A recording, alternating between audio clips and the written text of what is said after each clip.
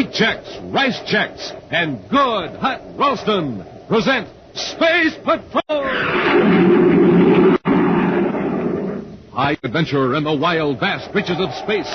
Missions of daring in the name of interplanetary justice. Travel into the future with Buzz Corey, Commander-in-Chief of the Space Patrol! In today's transcribed adventure, Buzz and Happy are in a surface car driving through the Venus Mountains toward the Space Patrol testing grounds. As Happy carefully guides the car over the dangerous road, they're unaware that a container of sleeping gas hidden in the car is expelling a dangerous vapor. Wow, I've seen these cliffs from the air, but I never realized how high they really are. Mm-hmm. From this road, it's a 1,000-foot drop to the bottom of the gorge. I wonder why I'm so drowsy. I'm a little drowsy, too.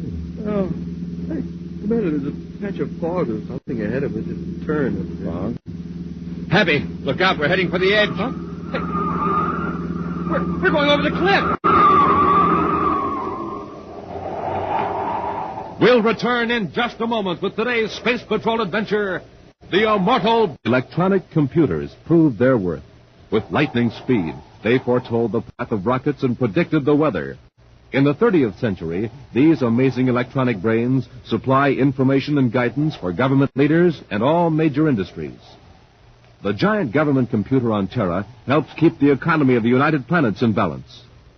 Although most privately owned electronic brains proceed in an honest manner to supply special information to business firms, one famous computer in Venus City, known as Future Incorporated, is operated mostly for the benefit of unethical investors by Anton McDermott.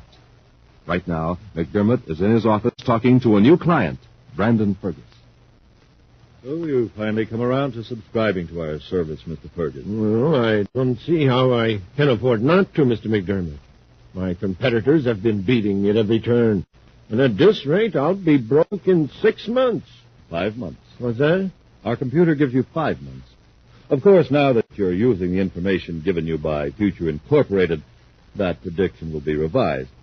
More optimistically, I'm certain. Well, I certainly hope so. You charge enough for your predictions. You'll find it pays, Mr. Fergus. Your competitors have. Yes, I know. I thought I was getting all the information I needed from this government computer. Well, that gives you the overall trends in industry and business. But we give you specific predictions for your own particular interests. However, the government computer is excellent for the overall operations of the Space Patrol, for example. Space Patrol? You've had an unpleasant experience with the Space Patrol, Mr. Fergus. Well, I had a nice, profitable arrangement on Jupiter last year. Commander Corey broke it up. He said it was illegal. Was it? Yeah, perhaps. But Corey just better not trust me again, that's all. You're not interested in my trouble. Well, let me give you a check for the first 3 months. Fine, Mr. Fergus. What's that you've got there? One of those new check projectors? Yes. It's shaped like a regular pen. See? You set the figures by turning those small rings on the shaft. I see. Mm-hmm. Then when you press the button on the end, the numbers and my signature are projected onto this specially sensitized check paper. They're like this. Say, that's quite a gadget.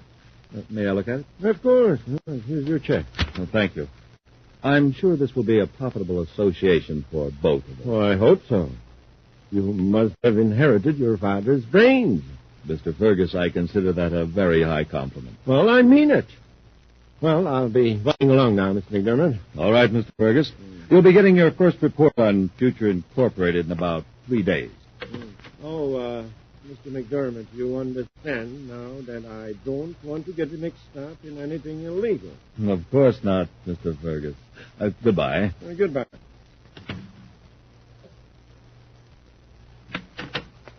Mr. McDermott, are you free now? Oh, yes, Gilson. Fergus just left, and he signed up. Good. I was amused at something he said. He told me I must have inherited my father's brain. If he only knew how close he came to the literal truth. You mean your father's brainograph records? Yes, all his ideas on economics, all his vast knowledge scanned by brainograph and recorded on tape. No wonder we've got the best computer service in the solar system. Our computer can draw upon my father's memories and intelligence, just as though he were alive. Now, that's what I wanted to talk to you about, Mr. McDermott. Something's gone wrong. What do you mean? You know that problem you asked me to feed into the computer regarding the probable government plans for a new city on Saturn? Yes, I've already bought. most of the land in that area. Well, what's the trouble?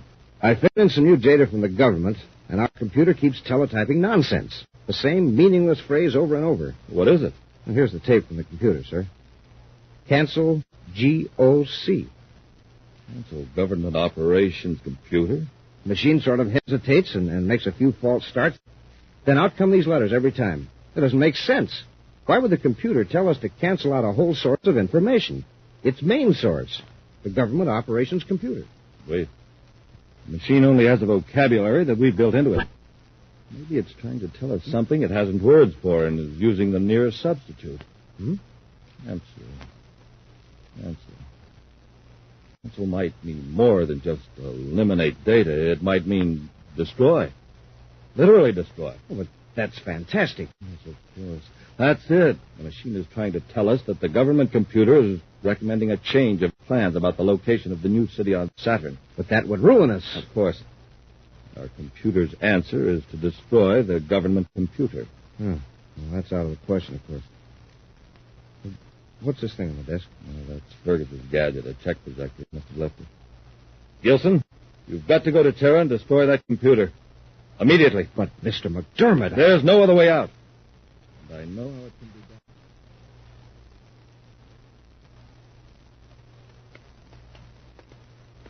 Straight down this aisle, Happy, behind relay panel number 68B. That's where the trouble started. Yes, sir. Gee, this computer's a complicated thing. It'll take weeks to repair the damage, even if we put every available technician on the job. Here. See that small black metal case? This one? What does it do? It's not a part of the computer, Happy. It was put here deep inside the control unit wiring to sabotage the computer. That little box blew out this whole big machine? Yes. Well, who would want to do a thing like that? What would they gain? It's hard to see how anyone could profit from it. This is the work of an extremely irrational and vicious mind. Oh, you mean somebody really blew his rocket? Mm-hmm. Paralyzed the largest, most important electronic brain in the solar system. Not only paralyzed it, but burned out memory banks, relays, and indicating instruments. Somebody must have a grudge against everybody. He succeeded in slowing down a lot of important projects. The economy of the whole United Planets will be thrown out of balance. We've got to find another computer. There's only one big enough to handle the job. Which one is that, sir? Future Incorporated in Venus City. It's not time to investigate the company, but they have an amazing record for correct predictions. It's run by Anton McDermott. McDermott, that name sounds familiar. Anton is the son of the late Samuel McDermott, the famous economist and historian. Oh, were you a friend of his? Yes. Never knew his son, Anton, very well, but Samuel McDermott and I were working on an idea together. What was the idea, sir? Well, you know it's possible to make a brainograph recording of a person's thoughts and memories. Yes, sir. I persuaded Mr. McDermott that he should leave such a record behind. It'd be much quicker than writing books. In the case of a genius like McDermott, it would preserve thousands of ideas that would otherwise be lost. Mm-hmm. Our plan was to devise some way to transfer these ideas and facts to the memory bank of a computer. And that way we could benefit from a brilliant man's thinking ability, even after he passed away. At least we thought we could preserve part of it. Gee. McDermott told me he'd found a solution, but I was called away on a mission about then. When I returned, it was too late. Hadn't he written it down? No. At least no mention of it was ever discovered in his papers after his death. His son, Anton, turned all of his father's notes over to the government. It's sure too bad he couldn't have lived a little while longer. Eventually someone will solve the problem, but right now we've got one of our own. We'll blast off for Venus City and see if young McDermott will let the government use it. Commander, anything I can do for a friend of my father will be a pleasure. I appreciate that, Mr. McDermott. But you're doing a public service, not just a personal favor for me. Do you have any idea what motive was behind this sabotage of the government? The slightest. We haven't any clue as to who wrecked the Terra machine, except that he obviously knows quite a bit about computers. I certainly hope you catch the vandal, Commander. We will. McDermott, you'll receive some tape-recorded data for your computer's memory banks in a few hours. Then you can go to work on our Saturn problem. Excellent. Will you be going back to Terra right away? First, I've got to visit the Space Patrol testing grounds outside Venus City. Cadet Happy and I will drive over in the morning. I don't envy you the trip. I understand it's a nerve-wracking ride over that winding mountain road. Yeah, it would be easier to take an atmosphere ship, but as long as we have to be here on Venus another day, I thought I'd go the slow way and enjoy the scenery. Well, then I'll see you again before you blast off for Terra. Yes. Thanks a lot, Mr. McDermott. Don't mention it.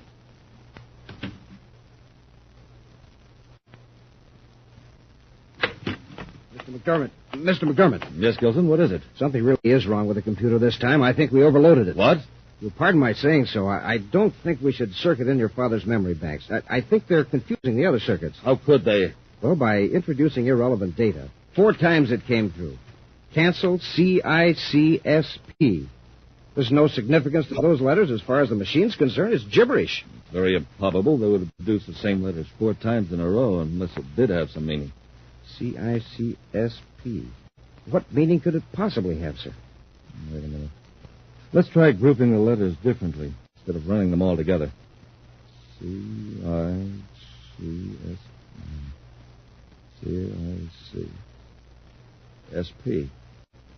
SP. Space Patrol, perhaps. Oh, but what about the other letters? CIC. CIC. Commander-in-Chief. Canceled Commander-in-Chief Space Patrol? Remember? Cancel is also the computer's word for destroy. It means we're to destroy Commander Corey. It's uncanny. How does the machine know Corey? It doesn't. It deals with relationships of ideas. And remember, my father knew Corey. The idea of Corey is in my father's memory bank. But they were friends. Why would your father want Corey destroyed? Gilson, think a minute. That computer doesn't want anything. It's solving a problem. The problem's a cold, logical, mathematical problem. My father wouldn't have hesitated to wipe out Corey's chessmen in a friendly game of chess. Now the problem is how to preserve Future Incorporated. And the answer is destroy Corey. Right. But, Mr. McDermott, we can't get rid of Corey. Yes, we can. Tomorrow morning, Corey and that cadet are going to drive a surface car over the mountains to the Space Patrol testing grounds. It won't be hard to find out what car they're taking. We can conceal a cylinder of sleeping gas under the seat. Sleep gas? Yes. Imagine what will happen on that mountain road if they get drowsy at the wheel. But the Space Patrol's sure to find the wrecked car. And even if it's smashed to pieces, the sleep gas cylinder's likely to be found. Yes, you're right. And they'd know it wasn't an accident. Then we've got to make the Space Patrol suspect somebody else. Who? Wait, I've got it. What? This gadget Fergus left here, his check projector. And Fergus has a grudge against Corey. That's our answer, Gilson. If they find Corey, they'll blame Fergus. Come on.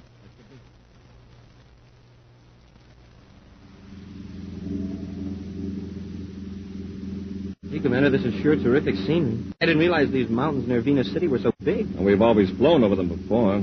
It takes a view from a surface car to make you really appreciate them. Well, the engineers who built this road sure did a great job. Yeah, they certainly did. Wow. And that would be some drop, especially along here. Mm-hmm. Over 1,000 feet. Oh, excuse me, sir. That sleep I had last night, I wonder why I'm so drowsy. You want to stop and let me drive a while, Hep? Oh, no, sir. It's only a few more miles to testing grounds. I can make it all right. Well, I'm a little drowsy myself. Commander, there's a patch of fog on the highway up at the next turn there. Fog? Oh, I don't see. Oh, yes, I do. It's foggy inside the car. Happy, look out. We're heading for the edge. Huh? We're going over the cliff! We'll return to Space Patrol in just a moment. Say, gang, talk about a putt-putt. Just listen to this jet cycle.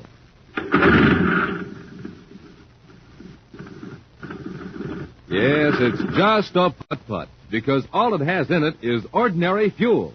But pour in some super fuel, and you get a super start, like this.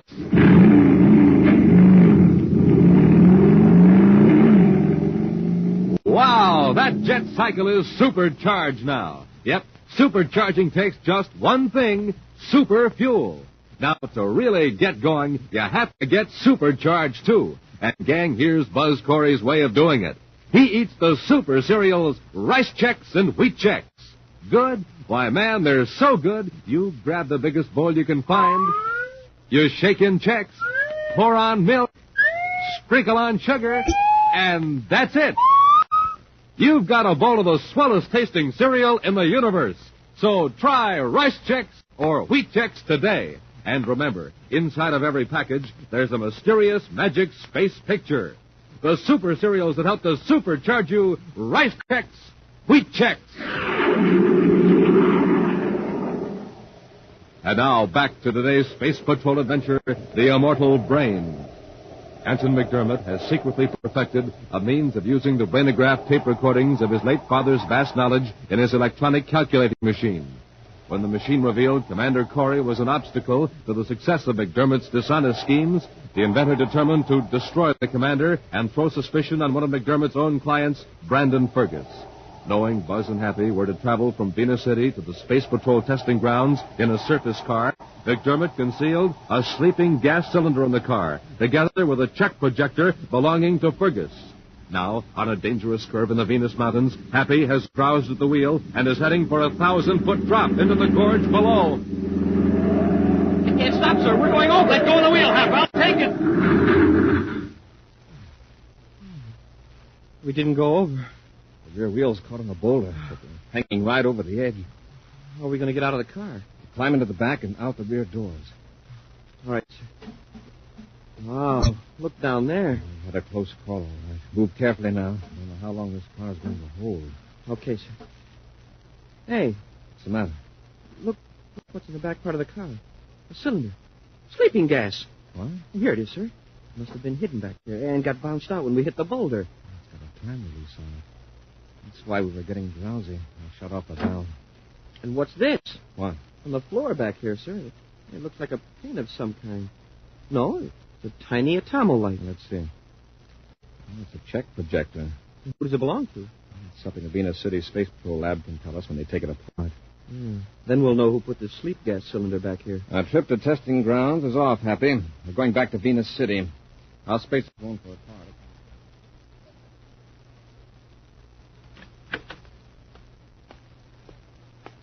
Mr. McDermott, here's an extract from that data we got from the government computer memory tape. Let's see it. Good, Gilson. It's printed up in government regulation form, just as I ordered. You want me to take it to Fergus? No, he's coming here to the office in a few minutes. I'll give it to him then. Oh, very good. Mr. McDermott, will it be absolutely necessary to go ahead with the rest of our plan? You mean doing away with Fergus? Yes. Of course, Gilson. We know that Corey and the cadet left Venus City for the testing grounds on schedule. That means that by now the sleeping gas has worked, and they've lost control of the surface car. Isn't the check projector enough evidence against Fergus? It might be. But if Fergus is later found with information that he could have stolen from Corey, it will provide a motive. However, if Fergus is given a brainograph test, he could prove his innocence. So, the only alternative is to give Fergus top-secret data, and then do away with it. How do we do that? When Fergus sees this information, he'll blast off for Saturn to take advantage of it. When he's out in space, his air supply will fail. We'll see to that. And the Space Patrol will have an open and shut case. Exactly. If they find his ship, they'll find the secret data on him. Their only possible conclusion is that Fergus stole it from Corey. Oh, that's probably Fergus now. Let him in. Yes, sir.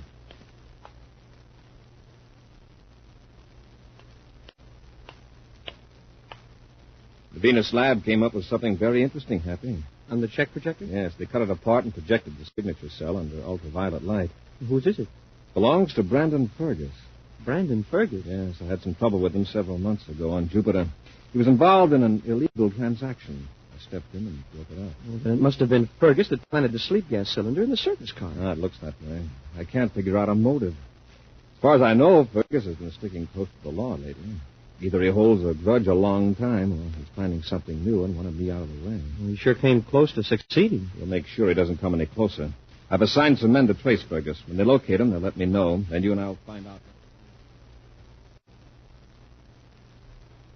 Are you sure about this, Gilson? Positive. Commander Corey was seen coming out of the Venus City Space Patrol headquarters. Could we have missed? He did take the surface car that you put the sleeping gas cylinder in. Yes, but the car didn't go over the cliff. It was brought back to Venus City. Damaged, but not badly smashed up. This puts us in a spot. Well, we've got to get rid of Fergus before Corey questions him. But what about Corey? We'll have to get rid of him later. The important thing now is to get rid of Fergus. Let's get to his spaceship.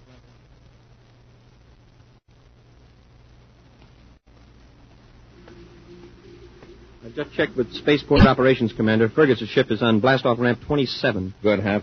According to one of our agents, Fergus has left his apartment, so he should be here at the spaceport soon. Wonder where he's going. I don't know, Happy. He must have decided to leave Venus City within the last few hours. He'd made an appointment with the doctor for a day after tomorrow and then canceled it. Well, then something must have Happy. come up. There he is, making his way through the crowd. Where, sir? heading toward Gate 6. Let's follow him. But keep well behind him. He may be planning to reach. That ought to do it, Mr. McDermott. The air supply should fail about 2 hours after blastoff. Fine, Gilson. By then, Fergus ought to be so far from Venus that no help could reach him. Now, let's get out of the ship and get back to the office, sir. I'd hate to be caught here. All right. And now we've got to figure out a way... Oh, wait. What is it? Look, the starboard viewport. Somebody's coming toward the ship. It's Fergus. What'll we do? Now, don't get excited, Gilson. I'll tell him I learned some new information. Yeah, but what are you going to tell him? It won't matter. He'll never have a chance to check the truth. Gilson, What's the matter? who's following Fergus? The Space Patrol. Yes, Corey and his cadet. We've got to get out of here. Wait. This is a chance to simplify our whole problem. Come on, Gilson. Get into one of the aft compartments.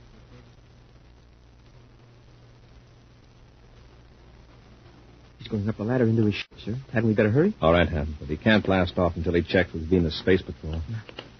It doesn't look as though we were going to meet anybody here. No. Evidently, Fergus has been working alone. All right, Hap, up the ladder into the ship. Yes, sir. Just a minute, Fergus. Don't close that hatch. What's that? We're coming in.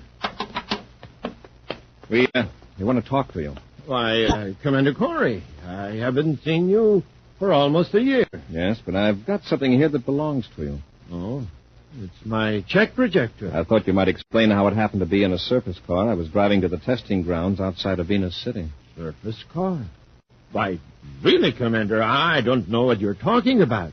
I lost a check gadget recently, but I haven't the slightest idea how it got into your surface car. Then I'll have to ask you to come along with me for a brainograph test. Now, see here, Commander, I've important business to attend to. Search him, Happy. Yes, sir. But this is outrageous. I assure you I've done nothing against the law since our last dispute. And you have no right to hold me here. He doesn't have any weapons, sir. Just this identification folder and some documents. I'll take them, Happy. Thanks. Now, see here, Commander. I resent it. And believe Hold me... it, Fergus. How did you get this? Why? This is government information, top secret, and it's an official document form. So you were going to Saturn, were you? Where did you get this information? I can explain, Commander. Get your hands up to that. You too, Commander. McDermott. I warn all of you. Any move and I'll use this ray gun on you. Gilson, watch him closely, especially Corey. Yes, Mr. McDermott. I don't get this, McDermott. What's the idea? I'll tell you, Commander. This greedy fool Fergus had nothing to do with the attempt on your life in the Venus Mountains. I planned it. You did. Why? Because my electronic computer informed me that you were the most dangerous obstacle to my success. You can't be serious. Furthermore, it informed me that the government computer on Terra should be put out of commission. Then you sabotaged the Terra calculator. That's right. My calculator also determined that if you remained alive, the Space Patrol would probably discover that I destroyed the Terra machine. So you put the sleeping gas in my surface car. Yes, but that plan failed. So I'll have to be sure that this time I succeed. I'm going to do away with Fergus, and also you and your cadet right here in Fergus' spaceship. McDermott, I can't understand this. Your father and I were friends. He was a great man, a brilliant man. The kindest man I've ever met. That's rich, Corey.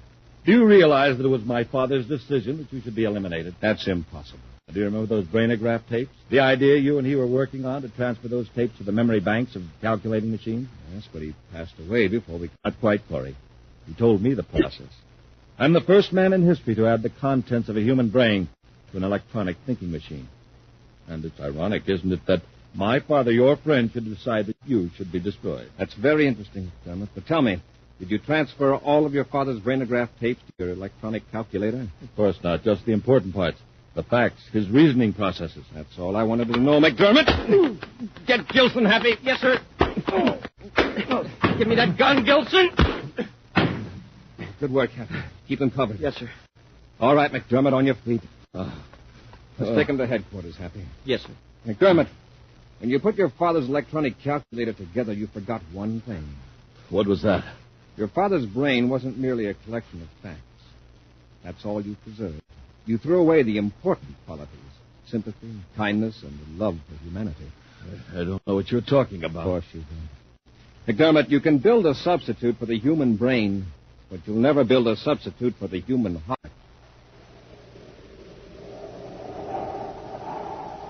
In just a moment, an action preview of next week's exciting Space Patrol adventure. Come in. You wanted to see me, Commander? Oh, yes. Come in, Captain Tupel. Captain, you understand, don't you, that today is the last time we can offer the gang on Earth a Space Patrol projectoscope? Yes, sir, I do. Then be sure to mention that when you talk to them on the radio today. I don't want anybody to get left without one. Now, look at this projectoscope I have here. You ever see a better model of my rocket? Never, sir. Take a look at how easy it flashes signals. Perfect. Look at the steady beam of light it throws. A real flashlight in the shape of a rocket. And, of course, it's also a film projector. It flashes pictures on the wall. Pictures of Hap and me and 4 of our greatest Space Patrol adventures. Say, what's that, Commander? Oh, my radio beam relayer is on. The boys and girls have been listening to us all the time. Hi, gang. Glad you're listening in because now you already know that I want you to send in right away for a projectoscope. Remember, this is the last time we can make this offer. That's right, gang. To get a projectoscope, do this. Buy a box of rice checks or wheat checks. Then, with your name and address, send 35 cents in coin and a rice checks or wheat checks box top to Space Patrol, Box 686, St. Louis, Missouri. Don't forget your 35 cents. That's Space Patrol, Box 686, St. Louis, Missouri. And now, a preview of next week's exciting Space Patrol adventure. Buzz and Happy are in the basement of a museum near some prehistoric fossil pits on the Martian desert, searching for valuable gems. These gems look real to me, Commander. They are, Happy. I think we've found the man who smuggled them in.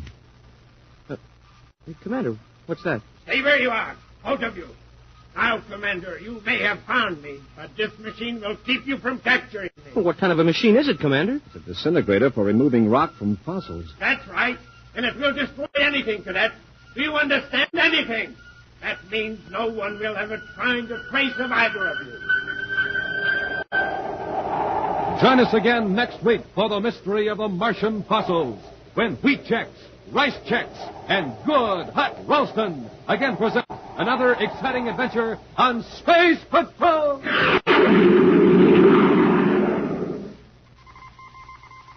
Special bulletin for boys and girls in Cincinnati, Ohio, Bridgeport, New Haven, and Hartford, Connecticut, and Providence, Rhode Island. Buzz Corey's own space battle cruiser, the Ralston Rocket, will be in your area next week. Don't miss it. The Ralston Rocket. Space Patrol, created by Mike Moser, starring Ed Kemmer as Commander Corey and Lynn Osborne as Cadet Happy, was written by Lou Houston. Produced and directed by Larry Robertson. Executive producer Mike Devery. Other players were Bela Kovach, Ken Mayer, and Norman Jolly. Dick Tufeld speaking. Now, don't forget to tune in next Saturday and every Saturday when wheat checks, rice checks, and good hot Ralston again present the new exciting Space Patrol. And be sure to see another exciting Space Patrol program on your local ABC television station. Consult your local paper for time and channel. This program is broadcast to our armed forces overseas through the worldwide facilities of the Armed Forces Radio Service.